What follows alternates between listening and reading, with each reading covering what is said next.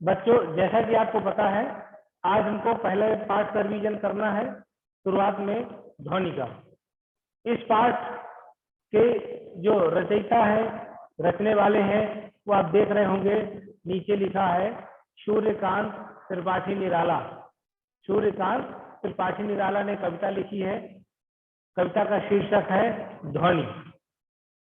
और इसमें कहते हैं कि अभी मेरा अंत नहीं होगा, क्योंकि मेरे वन में मृदुल वसंत अभी आया है, इसलिए मेरा अंत नहीं होगा। या कहा जाए मेरे मन में कुछ नई चीजें करने का जज्बा आया है, जोश आया है, इसलिए अभी मेरा अंत नहीं होगा, मैं भी बहुत कुछ करूंगा, ऐसा उनको विश्वास है।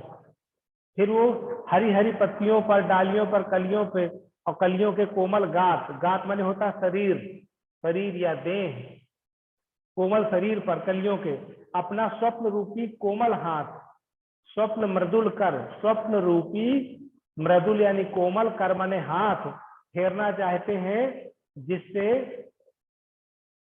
उनकी नींद दूर हो जाएगी। क्योंकि निद्रित कलियां हैं, निद्रित माने नींद में ऊँघ रही है कलियां, तो उनकी नींद दूर हो जाएगी और एक मनोहारी उषा जगा देंगे, यानी एक बड़ी मनोहर सुबह जगा देंगे। बड़ी सुंदर सुबह जहां पर होती है ना, तो लोगों की निद्रा, लोगों का आलस्य दूर हो जाता है। तो कवि कहता है कि मैं अपना स्वप्न रूपी कोमल हाथ इन पत्तों पर, डालियों पर, कलियों पर फेरूंगा और एक सुंदर सुबह जगा दूंगा। अच्छा, अगर कोई प्रश्न पूछ ले आपसे कि प्रत्यूष मतलब क्या होता है, तो प्रत्यूष माने सुबह होता है, उषा काल होता है, प्रातः होता है। मृदुल माने कोमल, कर मतलब हाथ,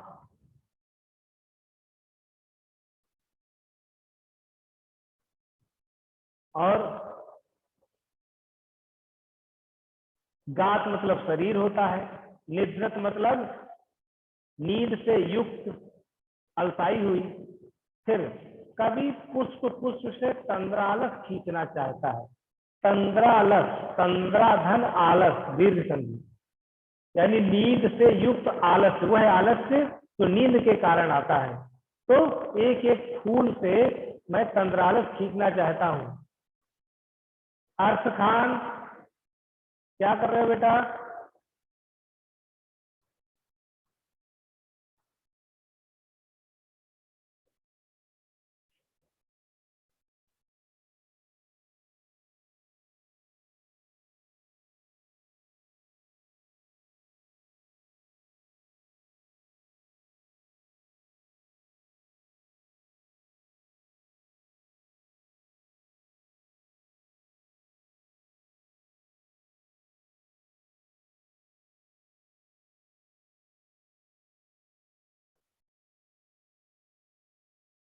अर्थ खान ध्यान रखना, अगर इस बार कुछ ऐसा किया तो मैं बाहर कर दूंगा तुमको।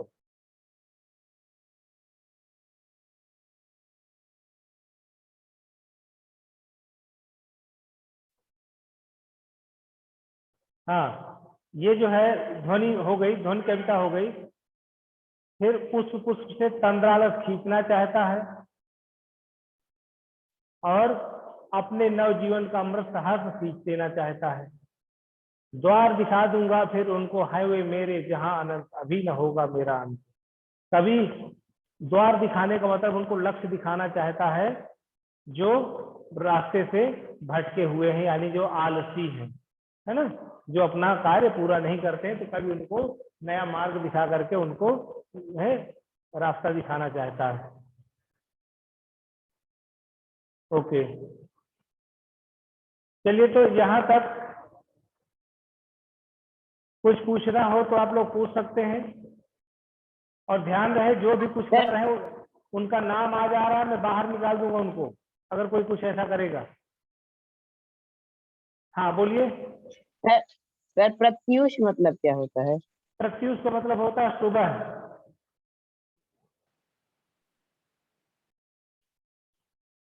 और और सर मनोहर मतलब?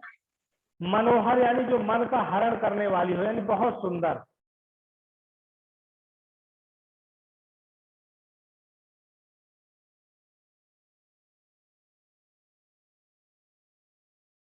शुभम, चल बेटा तू बाहर जा।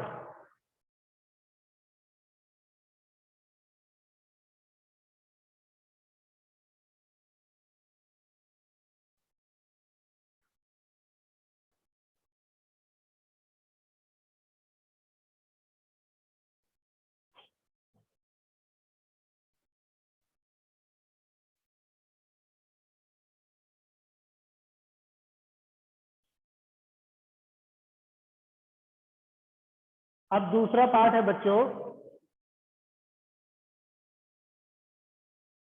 दूसरा पाठ है लाख की चूड़ियां। ठीक, दूसरा पाठ है लाख की चूड़ियां।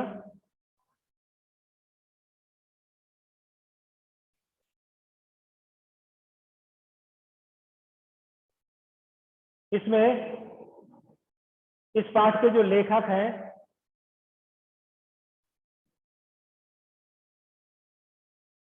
कामतानाथ जी, ध्यान रखिएगा, इस पाठ के लेखक है कामतानाथ, और इन्होंने ही अपने बचपन की याद इसमें हमें बताई है, जब वो अपने मामा के यहाँ जाते थे और वहाँ बदलू नाम के व्यक्ति से, यानी बदलू काका से सुंदर सुंदर लाख की गोलियां बनवाते थे, और बदलू का काम था चूड़ियां बनाने का।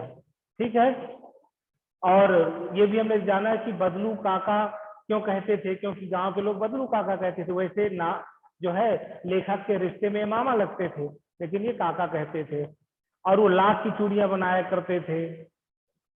जाति उनकी थी मनिहार, मनिहार यानी जो चूड़ी बनाने का काम करते हैं, जैसे लोहा बनाने का काम लोहार, सोना बनाने का काम सोनार, ऐसा करते हैं। ठीक है, और लेखक को वो क्या कहकर के पुकारता था, लाला कहकर के पुकारता था, याद रखिएगा।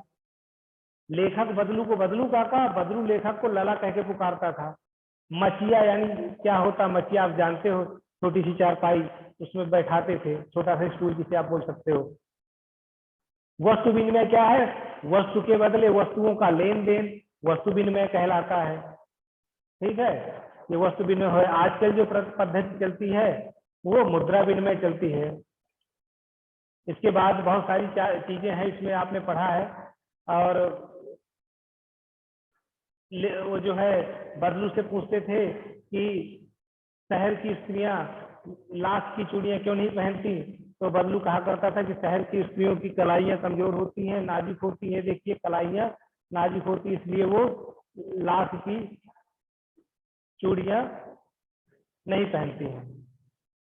ठीक है, उसके बाद अगर बात करें तो लेखक को बदलू क्या खिलाता था, तो आम खिलाता था।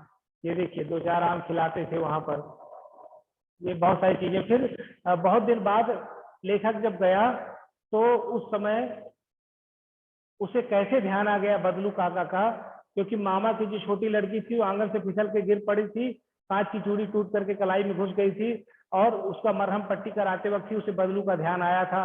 बदलू के पास गए, तब बदलू जो है बहुत निराश बैठे थे। बदलू पहले पहचान नहीं पाए, लेकिन बाद में पहचाना बदलू ने। बदलू का सब काम बंद हो गया था चूड़ियां बनाने का, और बीमार रहने लगा था, बेरोजगार रहने लगे था। तभी लेखक को लगा कि जो कांच की चूड़ियां आई हैं, कांच की चूड़ियों ने यानी मशीनी युग ने कितनों के हाथ काट दिया, यानी बदलू के भी हाथ काट दिए, बदलू बेरोजगार हो गया। इसके बाद रज्जो कौन थी, रज्जो ये बदलू की लड़की थी, जो कि लेखक को आम खिलाती है बदलू के कहने पर, और उसी की कलाइयों में चूड़ियां देख करके बदलू से पूछ लेता है लेखक कि ये चूड़ियां बेची क्यों नहीं, ये अंतिम चूड़ियां हैं। तो बताता है कि जमींदार साहब ने मांगी थी लेकिन मैंने नहीं बेची हैं। और यही लेखक को लगता है कि बदलू हार करके भी हारा नहीं, यानी पैसे के बदले भी उसने नहीं दिया। तो उम्मीद है बच्चों समझ में आया होगा। और चलिए, अगर कुछ पूछना है इसमें तो आप पूछ सकते हैं, किसी को कुछ पूछना है?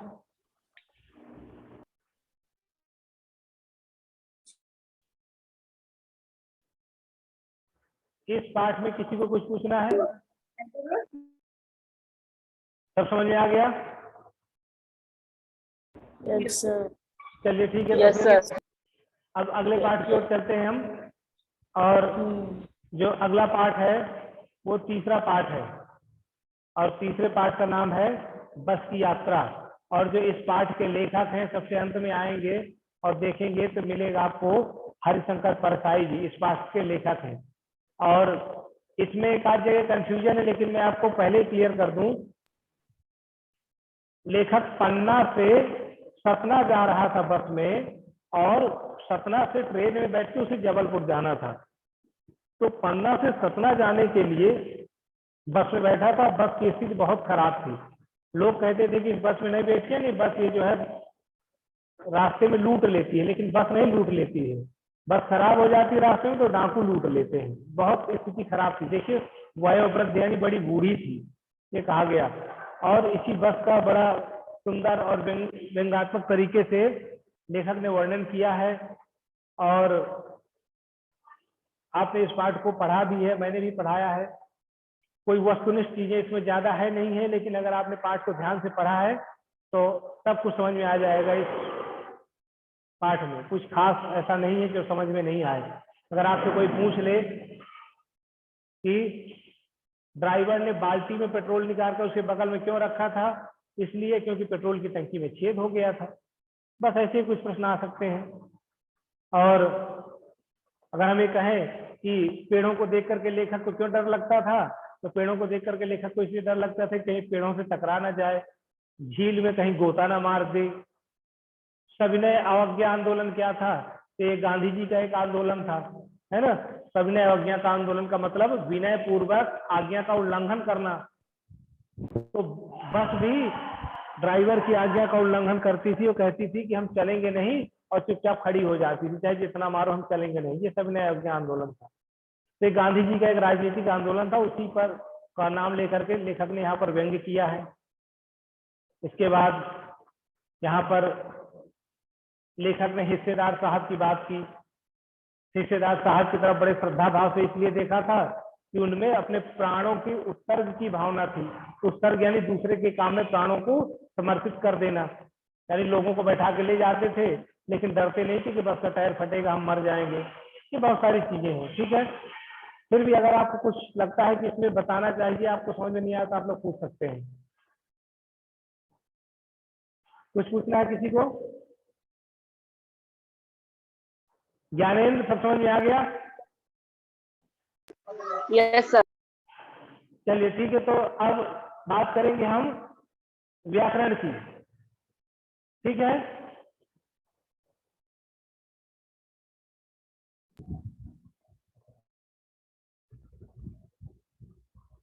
तो व्याकरण की चर्चा हम करेंगे। व्याकरण में जैसा कि आपको पता है 3 लेसन आना है, ध्यान से सुनिएगा। पहला है यस सर। भाषा, बोली, लिपि और व्याकरण। ये पहला लेसन का नाम है। दूसरा है वर्ण और तीसरा है संधि, ठीक। तो भाषा में जैसे मैंने बताया था, भाषा मुख्यतः 2 प्रकार की होती है, लेकिन भाषा की परिभाषा भी बताया था। भाषा क्या होती है? अपने विचारों के आदान प्रदान का एक माध्यम होती है, ये परिभाषा होती है। भाषा मुख्यतः 2 प्रकार की होती है, मौखिक और लिखित।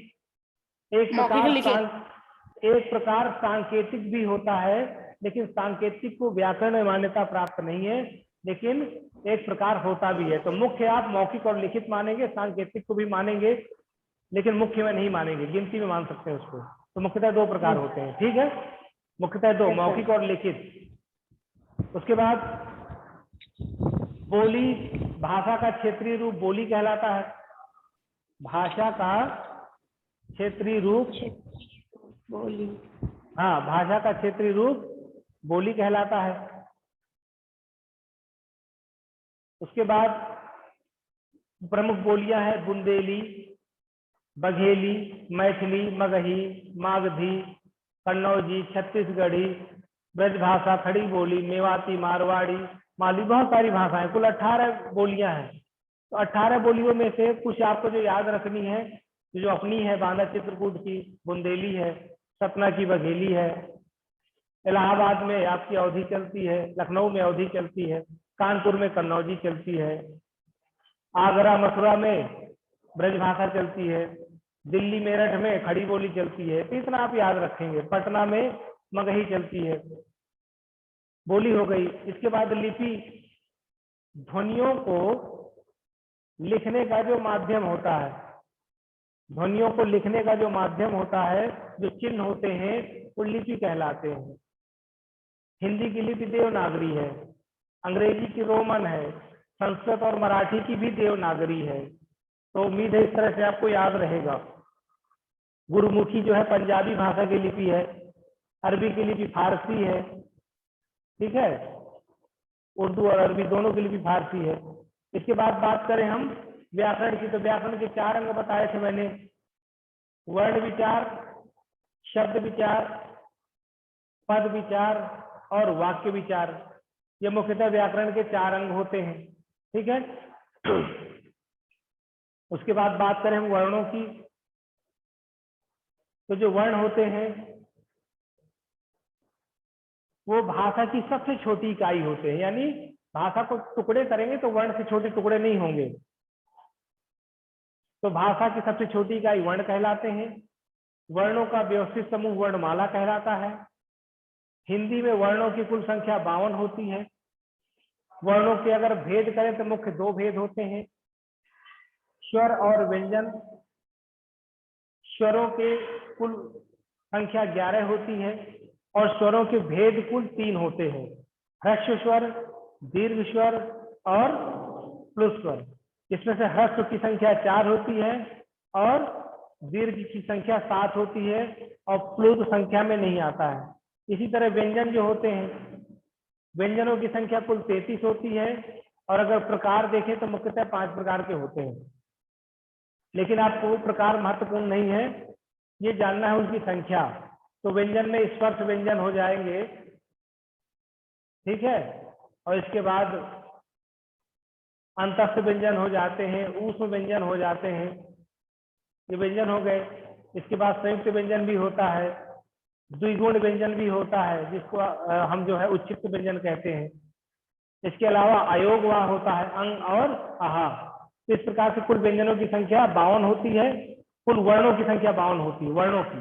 इसमें स्वर 11 होते हैं, व्यंजन 33 होते हैं और बाकी संयुक्त व्यंजन, द्विगुण व्यंजन और अयोग वा होते हैं, ठीक है। तो ये तो व्यंजन में महत्वपूर्ण हो गया। उसके बाद बात करें हम संधि की, तो मैंने बताया था ध्वनियों के मेल से जो विकार उत्पन्न होता है वो संधि कहलाती है। और संधियां मुख्यतः 3 प्रकार की होती है, स्वर संधि, व्यंजन संधि और विसर्ग संधि। स्वर संधि में स्वरों का आपस में मेल होता है तो स्वर संधि होती है। व्यंजन संधि में स्वर व्यंजन या व्यंजन व्यंजन का मेल, और विसर्ग संधि में स्वर या व्यंजन का विसर्ग से मेल। तो मैंने व्यंजन और विसर्ग आपको बताया नहीं, इसलिए आपके एग्जाम में स्वर संधि से ही आएगा।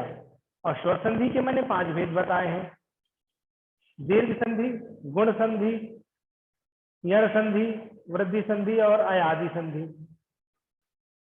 इसको देखने के लिए एक वीडियो उस दिन जो मैंने बताया था, तो आज मैं उसको शेयर करूंगा, आप लोग जरूर देख लीजिएगा कि कैसे दीर्घ होता है, कैसे गुण होता है, कैसे यण, वृद्धि और अयादि कैसे होते हैं। तो उम्मीद है आपकी समस्या का समाधान हो जाएगा। फिर भी अगर आपको लगता है कि कुछ चीज मुझे और बतानी चाहिए तो आप लोग पूछ सकते हैं, ठीक है। तो चलिए पूछिए, किसको क्या पूछना है।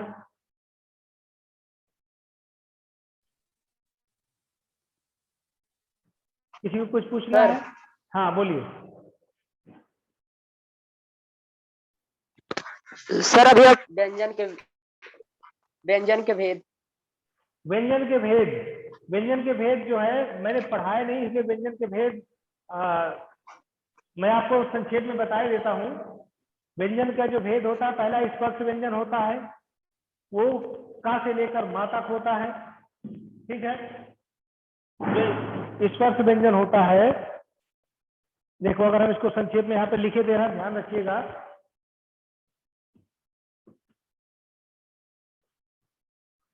व्यंजन के भेद यदि बताया था मैंने, देख लीजिएगा वीडियो। स्पर्श जो होता है वो का से मा तक, है ना, काखा गा घा अंगा चाचा जा घैया टाठा दा धाना ताथा दा धना पाफा पापा मा, ये स्पष्ट व्यंजन होते हैं। उसके बाद अंतस्थ व्यंजन जो होते हैं वो या, रा, ला, वा होता है। फिर उस व्यंजन होता है शा, शा, हा, हा, शा, हा।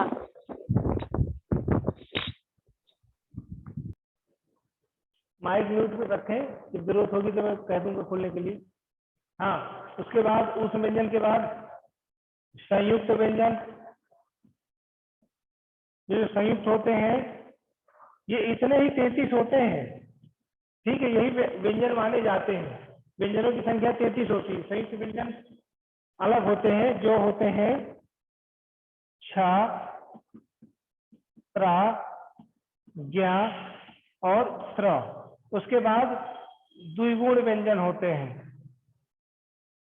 द्विगुण कहते हैं, कोई इनको उच्छिष्ट कहता है ना, कोई अतिरिक्त कहता है, और इनकी संख्या क्या होती है, 2 होती है, ड़ा और ढ़ा।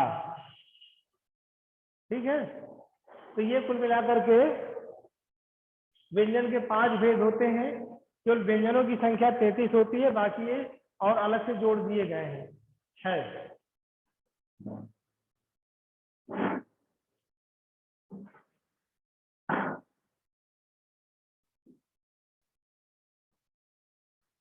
चलिए, तो उम्मीद है समझ में आ गया होगा। अगर फिर भी आपको कुछ लगता है कि कुछ पूछना चाहिए तो बताइए, मैं बता दूं आपको। सर व्यंजनों की संख्या सर कितनी होती है? किसकी? सर व्यंजन की, व्यंजनों की संख्या व्यंजनों की 33 होती है, 33 व्यंजन होते हैं।